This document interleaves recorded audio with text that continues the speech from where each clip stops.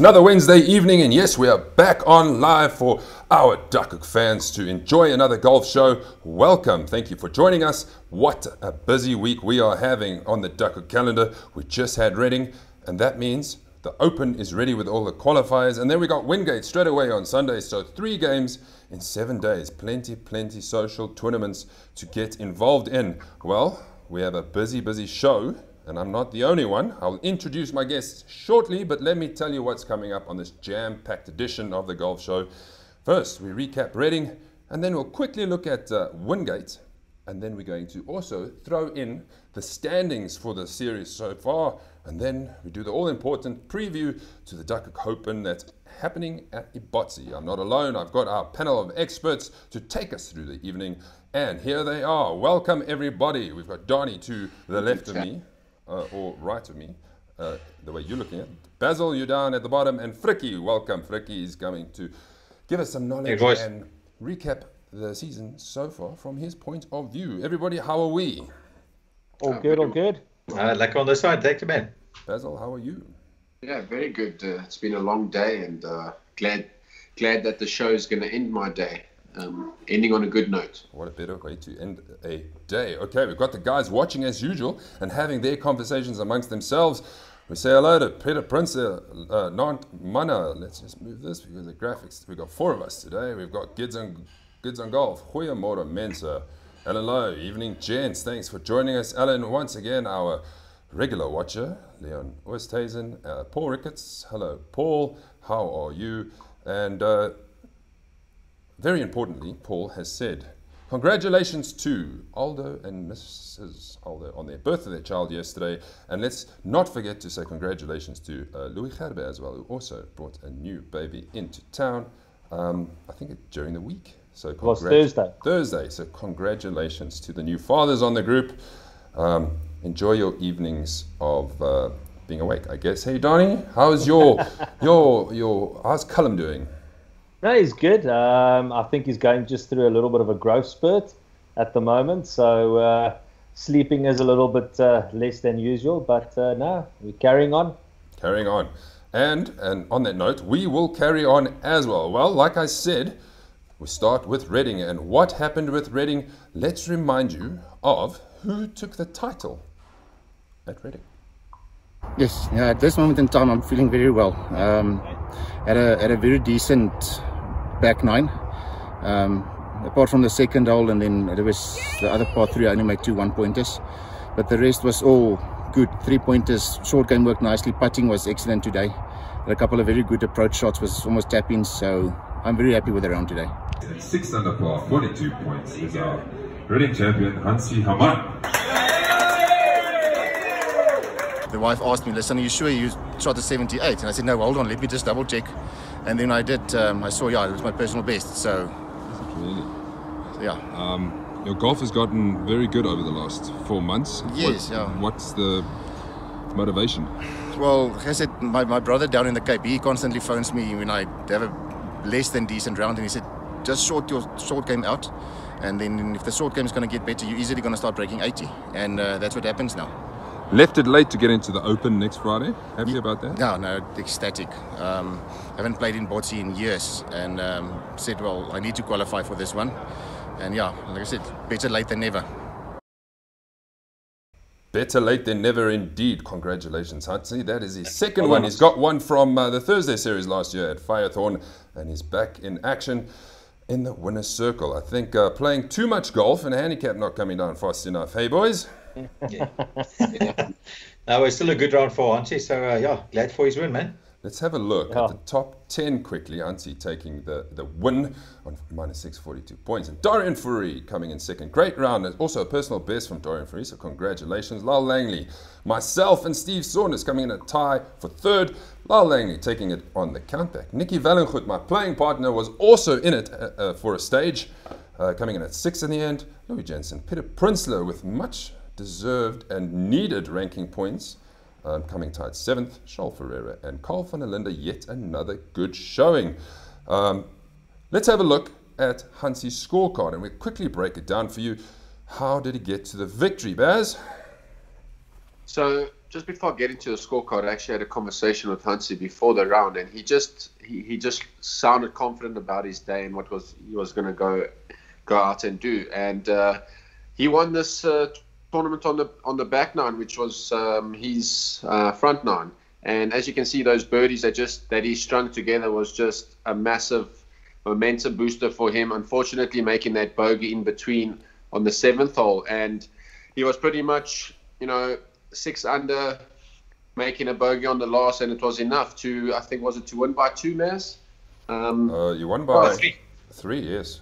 He won by 3. So yeah. I mean, he came in with so many points, and he just beat us all. Just a phenomenal day. The course was tough, and yeah, those birdies just look so pretty on that card. And congrats on that personal best as well, Hansi. Yeah. He could have easily done 8 under, I reckon. Easily, if he didn't make the bogey and he parred the 9th, he could have gone 8 under and blown us all out of the water. It will be interesting where his handicap goes to. Fricky, you one that knows about handicap chopping. Yeah, absolutely. Look, I think he will probably be around a 10, maybe a 9 at this stage, I think. Really? Exceptional. Really going to click in. So all we can say to him is, welcome to the singles club. Welcome to the singles club. Dorian Farie says, well done, Hansi, for a great win. I got a comment here from Paul Ricketts for you, Don. Callum must be as tall as Peter's Prinsloo by now. That is... poor Peter there, but I think he might be already taller, He's growing so quickly, so sorry, Pete, I think he's taller than you now. Yeah, could be. All right, so I caught up with some of the fellas who played at Reading on Sunday and some of the top finishers to see how their day went, and here's a bit of a look back at Reading.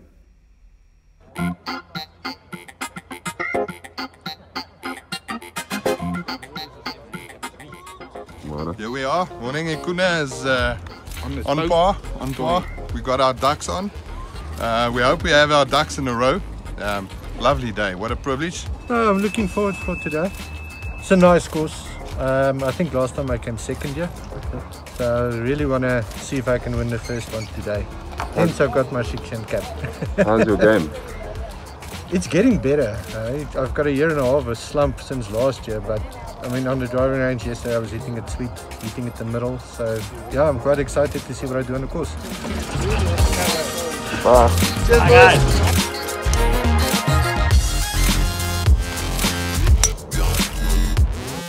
How was the first one?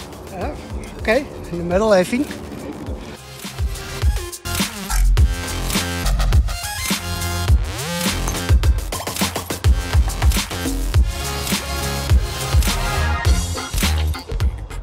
After the first 9, just shot 1 over. I was striking the ball super well. And then all until the last 3 or 4 holes, just couldn't get the ball on the green. A couple of shit bunker shots and a triple on, I think it was the 11th hole. But other than that, yeah, not too bad around. We'll take a top 10 finish today. It's nice to actually play decent golf and break a handicap. And qualify for the Open on merit, may I add. And I have to drink. Go clean yourself, man. Sis, man. Playing really well today. My recovery shots were good. I so easy could have shot so much there. I missed 4 birdie putts, but not bad missed, like in just missed. The putts just didn't drop. But in saying that, I'm happy. I shot an 86. I think it's equaled my best round ever, so I'm happy. I'm very happy. You know what it does mean? What? Qualified for the Open. Lastminute.com. It would be nice to get back to Ebotse. My favorite course, 18th Big D's blowout. But yeah, it's nice to be able to strike the ball, and it's been a good day out. The weather was nice, the greens were rolling true, so very happy. Reading champion Hansi Hamar. Absolute brilliant back 9. When I was done, the wife asked me, listen, are you sure you shot a 78? And I said, no, hold on, let me just double check. And then I did, I saw, yeah, it was my personal best. Left it late to get into the Open next Friday. Happy about that? No, ecstatic. Haven't played in Ebotse in years, and said, well, I need to qualify for this one. And yeah, like I said, better late than never. Definitely better late than never, Hansi. Congratulations. Hansi's jumped on, and he says, looking forward to having a single-figure handicap. That was my aim from the beginning of the year. Well, there we go, Hansi. There we go. Yeah, geez, Matt, just another thing that I want to mention. Obviously, I played with Steve Saunders, and shame, I really felt so bad for him the last couple of holes because he was sort of leading most of the day, and he just had a couple of unlucky breaks on the last couple of holes, and he just unfortunately slipped it. So, yeah, I feel sorry for him. He played well the whole 16 holes, and the last two just stuffed it up, unfortunately. Maybe a bit of pressure on the leaderboard. It happens, boys. It happens. Okay, let's go through the Reading usuals. I got my boys here to help me through it. We've got the pins, and the pins was the par 3 fifth. A lot of names on these boards as we're reading them out, but ultimately Gideon Richter hitting the best shot on the par 3 fifth to take a concepts voucher. He's already said he's going to come and join you, Donnie. There we go. Par 3 11th, then we've got Jan Venter taking the Strixon golf balls, and then EMS voucher goes to Jacques Ravenstein on the par 4 16. So congratulations once again to these players. All right, let's us go through the groups. Let's do this. Okay, group stages. Let me go. Okay, so obviously Lyle Langley won this one on -2. I think he was looking good on the leaderboard. So well done, Lyle. On Group B, we've got Billy Hall there. And I've played with JP Edward, and he had a terrible day. So well done, Billy. If you go to Group C, we've got O'Fats there. He beaten Dean and Ryan and Vickers and Wayne. Yeah, on +1, that's not too bad. Mornay, hey, well done, Mornay. Looking good there. He beat Chad, Trevor, Paul, and Frikkie Steyn. Well done to all those gentlemen who won their featured groups. Moving on to the teams, what happened? Red or blue? Well, I can tell you, me as captain has taken the victory over Pranay Pandey. So congratulations to the red team. It's nice to have 3 guys shooting under par on the day, so made the right selections. Hansi Oman obviously taking his victory over his wife. Rudolf Brudovic taking his victory. Hanno Westhuizen over Quibus Skuman. Richard Stewart and Donna Perimal tied on +9. Graham de Villiers also tying against Leon Duplessis. Nicky Vellengoed taking the win over Alda Faree. Okie Brits losing out to Donnie. Donnie, well then at least you got something out of the day. Jacques Ravenstein beating Adam. And then another tie, Frikkie Barnard. Well done against Ewald. So very, very close matchups on the day. Well, I can tell you that what does it all mean now that June is complete and all the series matches are complete? It's time to recap on how the standings stand currently.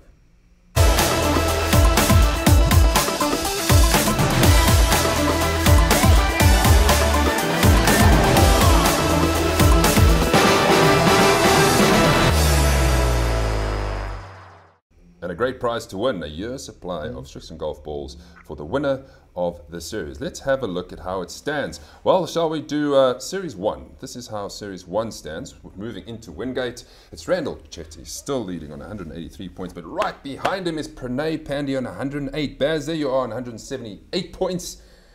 Graham de Villiers goes down 176. Ashley Herman, 172. Hanno Westhuizen, Donnie in the top 10, Jaco Jacobs just down a bit, Ryan Espen moves up into the top 10, and Billy Hall. This is Sunday Series 2, and this would be after Reading. Gents, what do you think of this? Yeah! Baz all right leading. Can you believe that? Can you believe it? Take us through it, Baz.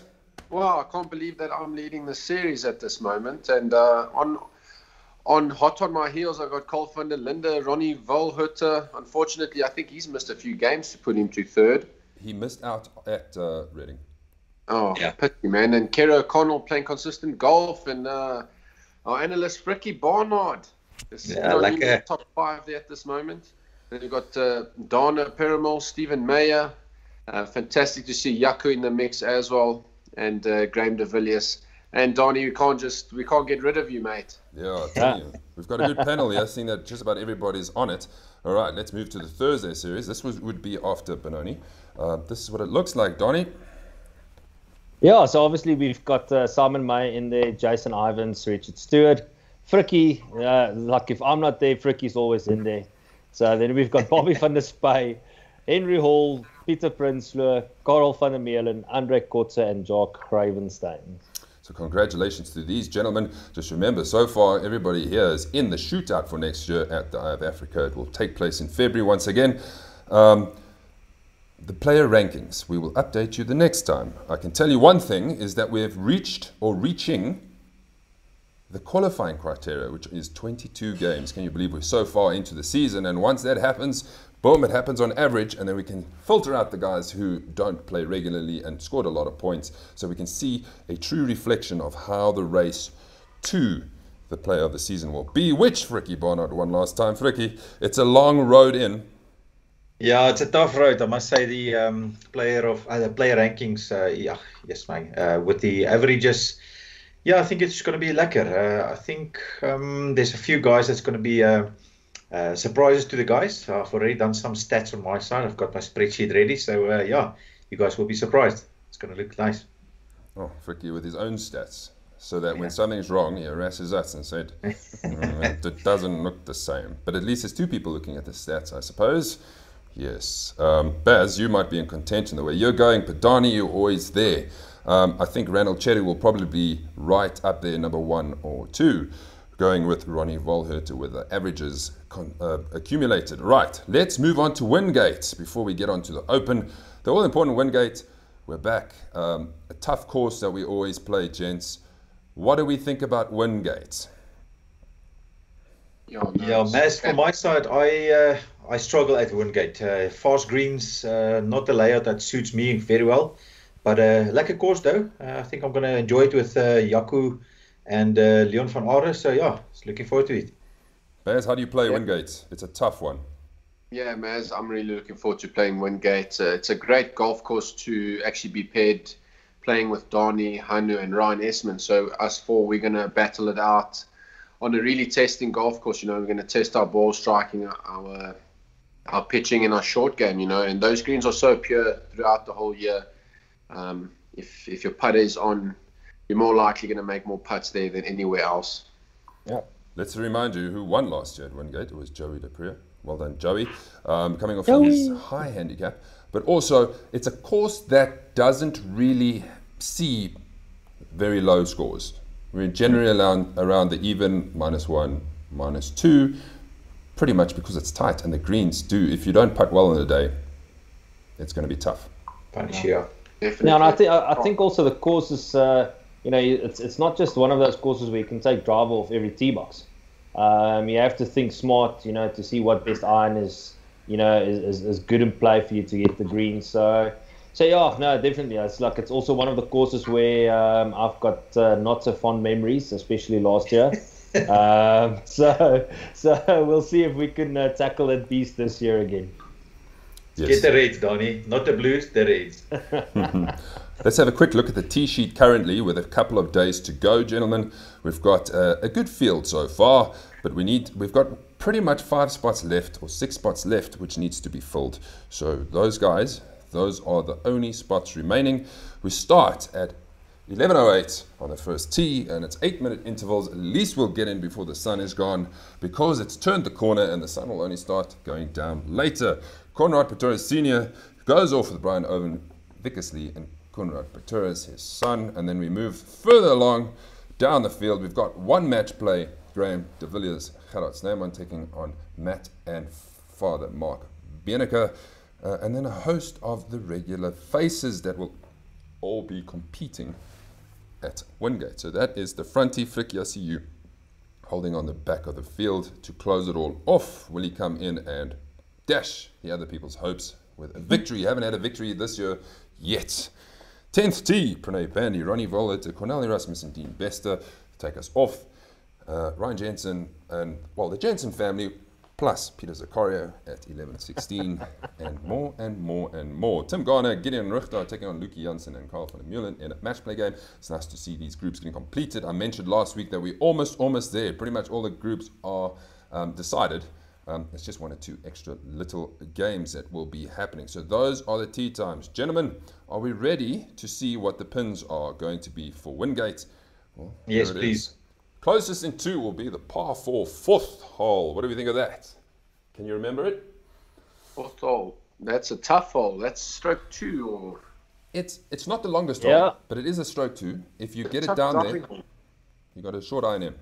Yeah, the I'd tee advise that guys, sorry, Donnie, I would advise guys to actually not hit driver there, as it is winter, and you know that fairway slopes severely right to left. Yeah, Baz, I wanted to join in with you. It's like saying the same thing. And there's that big tree. You know, if you think about it, it's like just sort of where the driver stops. There's the big tree on the left.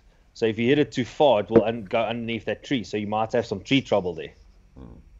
Then our usual par 3s at Wingate is the par 3 8th, which is a stunning little hole before we turn to come halfway, and then the par 3 16th with the water surrounded. Not very long holes, so a good accurate shot will get you in contention to win it. Basil, the funny thing is you said the 8th hole was a bad hole. That 16th hole for me is the bad hole there. That was a terrible par 3, my word. And can I just say, for such an amazing golf course and the variations, those par 5s are not gettable in 2 for the longer hitter. It's an all-round a great golf course, actually. Yeah. Great golf course. I can tell you one thing. I got contacted by the golf director, Trevor, today, and he's like, his members are hounding him for spots in the afternoon. Please, I need as much 4 balls back as possible. I'm like, dude, this is how much I've got. You can't take my 4 balls. I made this booking ages ago, so I gave him 2 back. He can have those, so I don't think we're going to fall him. Right, Hansi Armand says, first time playing Wingate, looking forward to it. If you go radically under par again at Wingate, then tiger mode. That's all I can say. Jacques Gravenstein, I did not know this. Did you know this, Ricky? Par 3 8th, yeah. My hole in one hole. Yeah, you can't stop saying that, man. So, yeah, I do. I hear it every week. Did you play with him?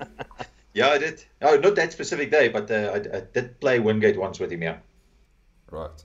Awesome. Before we go to the rest of the groups, here's a nice comment from Gerard. Never played there, but looking forward to it. My first season with Duckhook and a massive learning curve due to not playing most of the courses. I'm glad I have joined you guys, and we are glad that you have joined us on the Duckhook tour. Right, where are we going next? Let me just find where this is. The groups.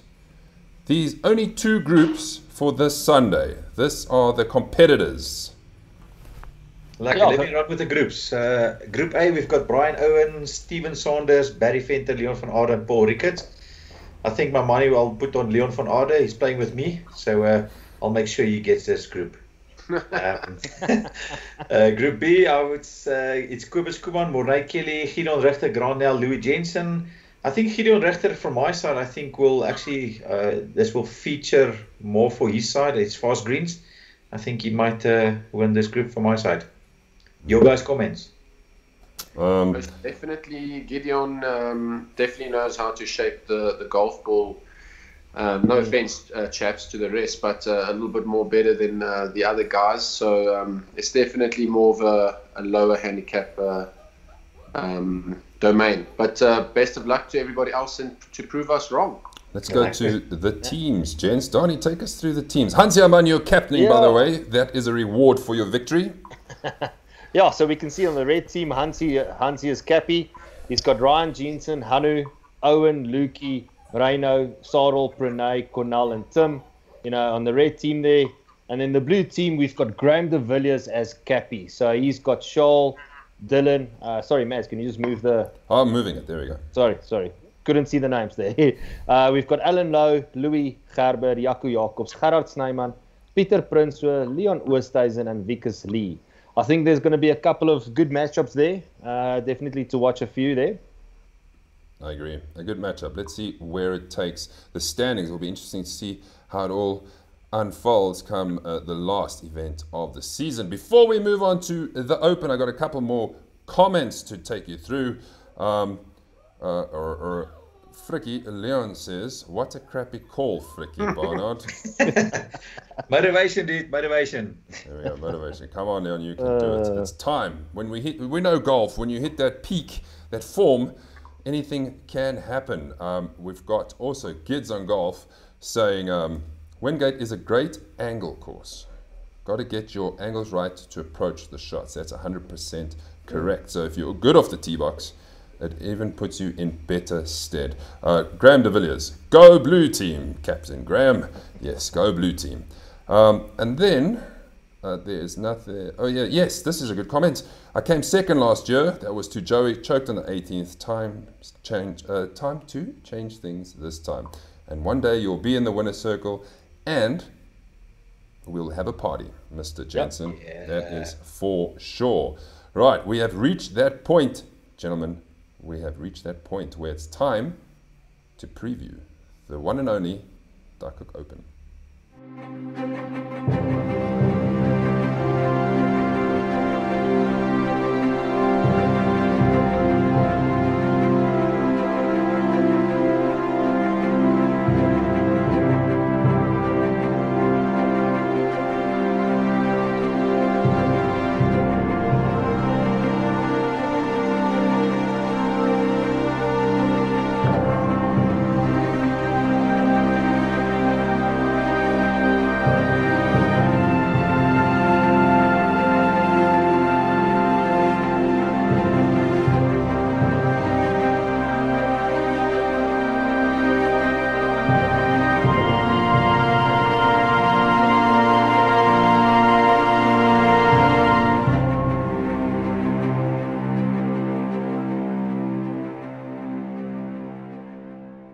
If that doesn't wet your lips, I don't know what will. All right, before we get into the nitty-gritty of the Open, Fats and myself, Donnie was also there, had a bit of a practice round on Wednesday? Tuesday. Yesterday, sorry, time flies. We had a bit of a practice round Tuesday, and we'll get to how the course looks. And the other thing that I want to tell you guys watching is we have all the holes that we can feature. So if there's a hole that you would like us to talk about and feature, then you drop it on the comment line and we will get to it. But first, I caught up with Fats afterwards, and we thought we'd take you through a bit of the history of the Open. Can you believe this is the 8th year of the Duckhook Open? What about the history of the Duckhook Open? And that goes all the way back to 2014, eh, Fats? It does, man. So that will be then our 8th year of the Duckhook Open this year in 2021. Let's go back to 2014. It was played at the Gary Play at Sun City, and Richard Maspero taking it out of 16 competitors. And that's how it all started. I know it was a very cold winter and a very hard Sun City. Decent weather, but the course did play very hard. It was very dry in one par 3. I mean, the dam didn't even have any water in, so it did play very difficult. I think Richard won it on about +2, round about there, yeah. And the second guy was +8. So it just shows you it was a difficult day out at Sun City. So from Sun City we then moved to Ebotse links from 2015, where we have been ever since. It is suited for the Duckhook Open. I think the first one in 2015 was taken by Liam Versalino. Still remember his front 9, 36, 9 pars off a 5 or 6 handicap. Great golf, but the weather that day was just awful. Everybody really struggled, and we thought, you know, what a fit for the Duckhook Open, Ebotse links, and, you know, horrible weather. Then we went to 2016, where Jason Ivins went back-to-back in the majors. He'd won the Masters at Serengeti, and then came here to the Open and took the title as well to win 2 majors in a season. Another great round from a great player. Then we moved to 2017, and that was the year of Jaco Grobler. I think that was also his rookie year on the Duckhook Tour. Yeah, I started off well. I made a big putt on the first to make birdie, and I felt good going into the rest of the round, and I kept it well together pretty well. 10-11 made birdie, probably thanks to my putting. My putting was the one main thing that helped me today. And then coming on to 18, I was +1, and I knew I can make a birdie. It's the shortest par 5, and I managed to make birdie. And then the wait started. I probably had to wait between half an hour, 45 minutes for the other guys to come in. Then the infamous 2018, and that was where Pierre Grobler had won it, coming out of the change rooms. Yes, funny thing, I played with him that day. He made a par on the last, which he stroked. I think it was his birthday hole as well. When Dorian stepped up to the 18th tee, we had a look at Gamebook. I think Dorian had a 4 or 5 shot lead, so Pierre thought, you know, there's absolutely no chance he's going to make a playoff or anything, so he ran down the stairs, jumped in the change room, showers, and came back. And then, yeah, we just started telling him about the disaster Dorian had, unfortunately, on the 18th. So Dorian, 18th hole, -5, going down the last. How do you feel? Yeah, good. I haven't been in this position before, so nervous as hell. Need to get it over the water, and need to just keep it in play like I've been doing the whole round. Let's hope I get there. was two guys on -5 and -3 in the same 4-ball, who both, I think they made a 12 and an 8 on the last hole to drop back to even and +1. I'm ecstatic, but surprised. Yes, I think I wasn't under much pressure because the leader at that stage was on -6, so I didn't really think I had a chance on -1. Then we went to 2019, and this belonged to Frikkie Barnard. I played in the 4-ball with Frikkie Barnard. Came down to the absolute last hole where he needed to make a par to take the championship, and he did, and that was his first major. No, it's rough for a change, eh? So, been a while since I've been in that situation. My favourite things is a 3-putt, so I'm glad that I didn't 3-putt. 2-putt in the end. You say just 2-putt pop it in, but that half-a-meter putt, that must be the most nervous you've ever been over a putt. Yeah, look, I must say the last 3 holes was nervous. I probably had about 2 foot longer on the previous holes for par putts. Managed to box them luckily, but yeah, I managed to make it, and yeah, the last putt again, a big one, and it boxed. Yeah!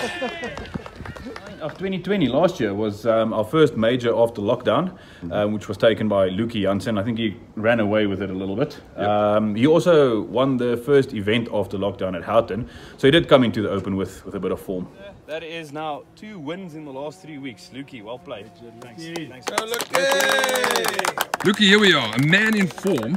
3 rounds and 2 victories, but a major victory here at Ebotse, the Open champion. How are you feeling? I'm feeling absolutely stoked. Had the perfect back 9, my best in my life. It was absolutely amazing. So happy. I've been playing quite good golf this year, and it's my first major. It's my first major that I've won. So I couldn't have asked for a better start to the year. Can you believe into the 8th year, who will take the 2021 Duckhook Open? There's a field of 44 players all raring to go. So who will get their names on the honours board? Who will get their names on the honours board? I can tell you. Let's just recap that. If you didn't know, the newbies, that would be interesting watching to see who the major champions at the Open were. It was 2014 where we first started a Gary play. Richard Masper, then Needham versus Nino at Ebotse at the first call of asking. 2016, Jason Ivans, as I mentioned, taking back-to-back Masters and Open victories in the calendar year. 2017, Jaco Grobler. 2018, Pierre Grobler. 2019, definitely not Pierre Grobler. It was you could call me Pierre Grobler, right? I'm sorry, Bricken. And then 2020, Luki Janssen. Well, they're all important, reminding you of who has qualified for the Open, gentlemen. Well, here is the list, and then we'll show you the tee-off times, and then we'll break down the course for you. So let's quickly go through and remind you of the qualifiers. Coming from the Thursday Series, Simon Mayer as the champion of the Thursday Series. Luki Janssen as the defending champion is in. Bobby van der Spey winning at Pretoria Country Club. Avanash winning at Benoni Country Club. Jason Ivans coming in second at Benoni to get his spot into the Open. Henry Hall, Ewald van Wyk, Josh Datnow, Trevor Miller, Dylan Biles, Basil, you are there, Richard Stewart, Garfield Hendricks, and Kunrad Pretorius will be teeing it up for the Thursday Series qualifiers. Let's move on to Series 1, everybody. We've got Dani Geldenhuys as Series 1 champion, Frikkie Barnard as a 2020 Player of the Season champion, and Billy Hall, 2020 Summer Cup champion, all getting automatic entries. Leon du Plessis takes part in his first major. Ryan Esmond knows what it's all about. Barry Venter, JP Atwood, Grant Nell, first time of asking. Hanno Oosthuizen, Clint Broders, Stephen Saunders, Jaco Jacobs, Cornel Erasmus, and Jacques Gravenstein. Then, finally, we get to Series 2. There's one change here, which just came in a few minutes ago. Randall Chettier, Series 2 champion, automatic qualifier. Aldo Faria as a 2021 Masters champion, the first major of the season. Myself as a 2019 Players champion, which we'll finally get to play at Serengeti in September. Ronnie Volhoter, winner at South Downs. Mitchell de Assassin, Hansi Haman, Dorian Fourie, Carl van der Linde, Jamie Sherry, Lalange, Jan Venter, Peter van Wyk has unfortunately cancelled, Charles Ferreira, Graham de Villiers, and there is one more that has moved up into this following 1 or 2 cancellations. So there are 42 players from that list, and you might have heard me mention before, I've left 2 wildcard spots for players to come in. And who are they going to be? Well, we thought a perfect opportunity to announce the wildcard spots. There are 2 of them. And who will they be? Who deserves to be in the team? Are you ready? Any ideas, anybody? No idea. Peter Prinsloo.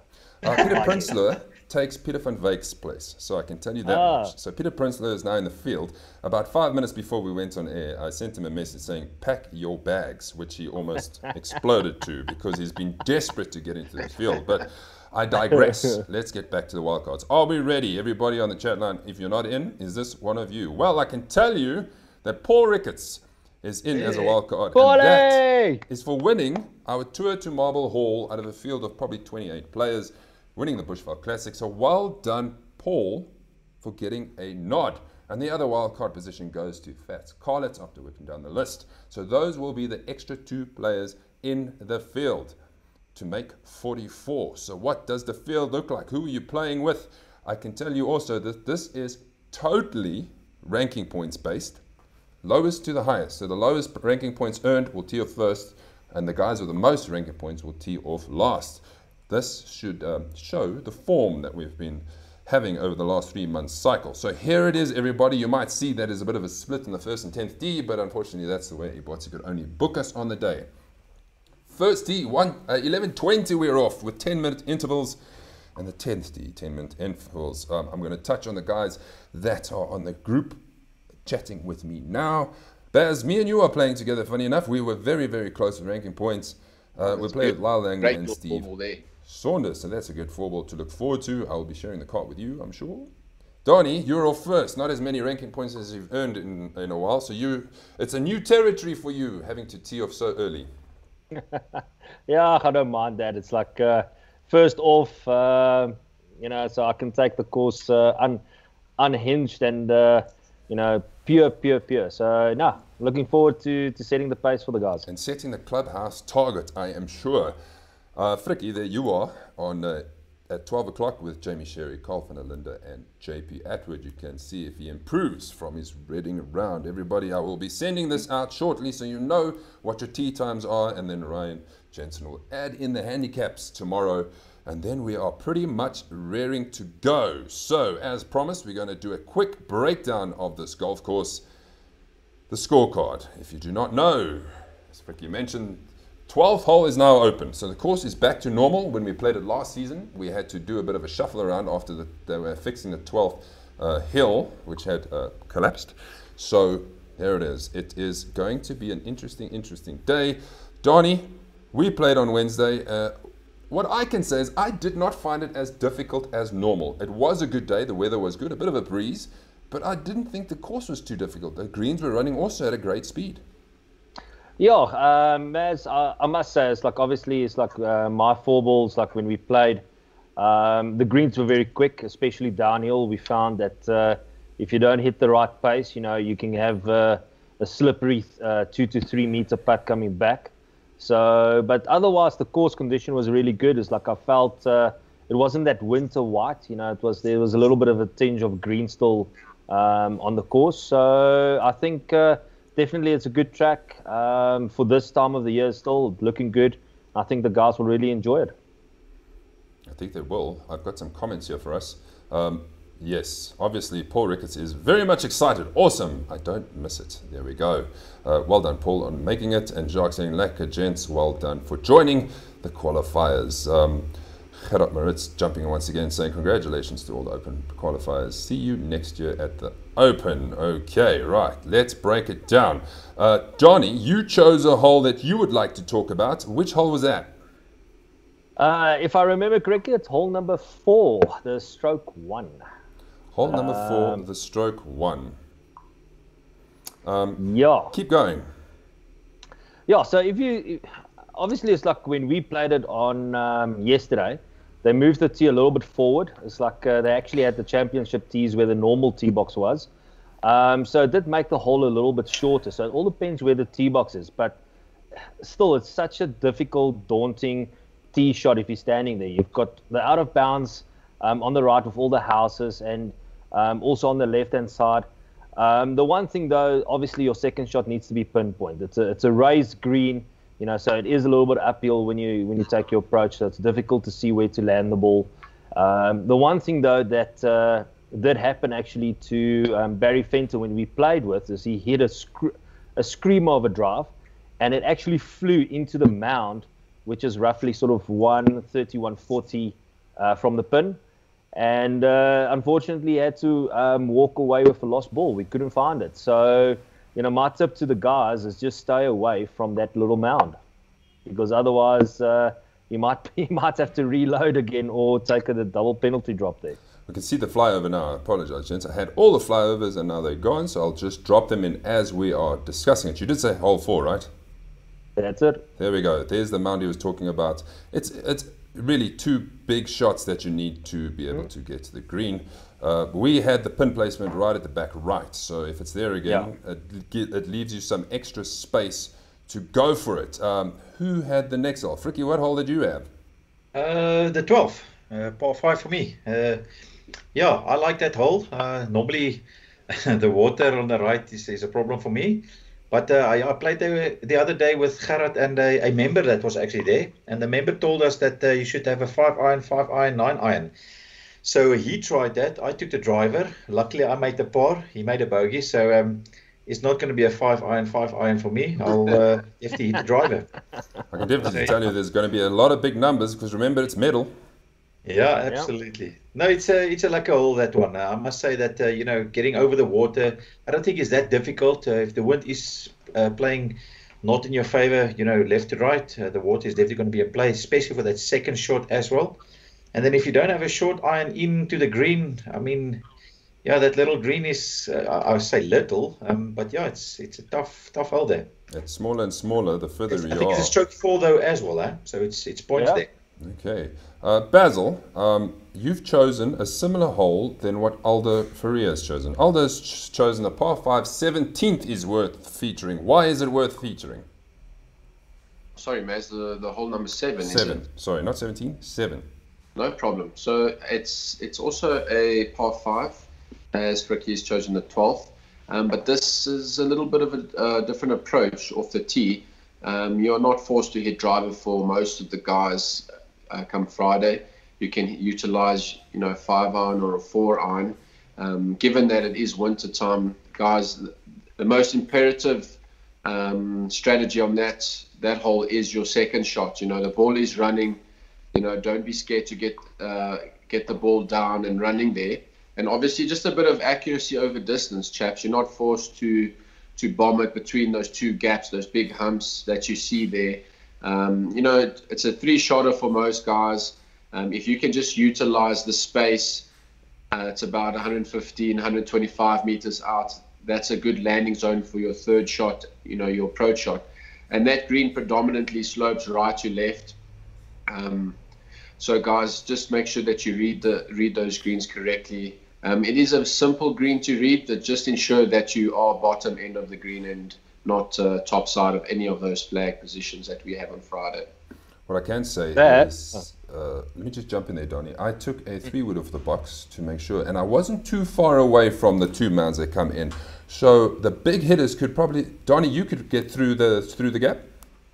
Yeah, it's like if you hit a very good drive, but yet again, it's like if you do mistime it and it goes into that's 2 humps, you know, you stand a chance of losing your ball there. It's quite thick. Yesterday, was the rough up, or there wasn't a few spots, Baz. So you know, yet again, time of year? Yeah, a little bit, but it's still, you know, if you hit your ball in there and you don't track it the whole way, it's like you stand a good chance of not finding it. Because if they're slightly down, you know, the longer hitters can definitely try and hit driver up the right-hand side. And if you do tend to block it, there is a good chance that you can find it. But it's tough to hit that green in 2 if you're in the long stuff. So yeah, risk and reward, but... You know, I'm the most aggressive player, as you guys know. I always promote aggressive play. But on that hole, just a nice little 3-shotter. You know, I also think it's quite a low stroking hole. I think I'm not think it's 17 actually, eh? Is it one of the easiest holes? Yeah, I think it's a 17 stroke there. All right, so yeah, would you take a dip, Ricky, at stroke 17, or would you play it as a 3-shotter? No, definitely 3-shotter for me, eh?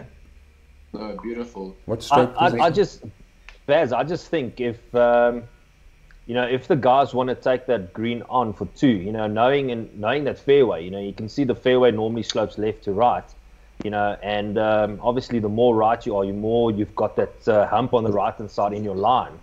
So so if the guys want to go for the green and 2, and they're risky, they want to risk it, you do need to favor the left hand side of that fairway, to hit your tee shot, that it slopes down towards the center, that you can have open up the shots. Yeah.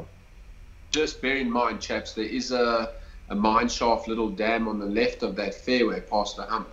So just ensure that if you do have a dip at it, you do favor the right hand side. Definitely for to be with you there, Baz. I think if the guys are finding themselves on the right hand side of the fairway, if they want to lay up, you need to sort of go smack dab over the center of the right hand mound, and that will put you on the fairway. It's like if you want to take a good second shot, and then go for the green at 3. Around the greens. Tight lies? Are they fluffy? No, I thought they were nice. It wasn't too bad. It was really, the course is in good condition for winter. I think we could have lower scores if the wind doesn't blow. I think we could have a good it's score. also not a big driving. You don't need to hit driver most of those holes. So the guys are not going to miss much fairways if they play smart. So I'm taking a bit of a different approach. I'm going to be playing a lot of 5-wood. 2-iron kind of setup, but Fricky, I'm definitely not hitting 5-iron on 12. Me neither. What direction there? I'm going to take on the water, So. Me neither. Well, let's move on. Dorian, it's obviously Maz bashing time because Maz loves the 12th hole. I do not love the 12th hole. That is a nightmare. So on the practice round, I hit the fairway, hit a great shot, and then made a 10. Well, we can say this.